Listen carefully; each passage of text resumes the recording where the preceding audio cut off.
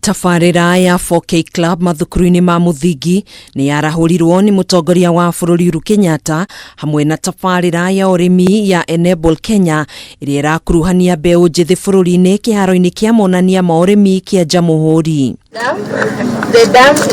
Tabarira icio iria iri rungu rwa mubango wa thirikari itanyitwo kugacirithia urimi na njira nene kuona urimi ni munyiginyigi wa bururi uria urehagira bururi utonga munene. Project that targets to empower 35,000 households within rural communities in support of food and nutrition security, out of which 11,500 of these will be young people. Makiria ma mbeu njithi 10,000 ni mekugunika na tabarira ici iria ihuritwo njeki ni thirikari nene unyitaniri-ini na bengi ya African Development na muigana wa ciringi bilioni 2.2 guku igitanywo guthondeka mieke ya mawira kuri mbeu njithi angi 50,000. As the young man said here, the project integrates a financing component that will support youth-owned agribusiness. Thegia ya gukorwo mbeu njithi makiamukira mathomo ma urimi oho ni mekugunika na kuheo ngombo citari njoherera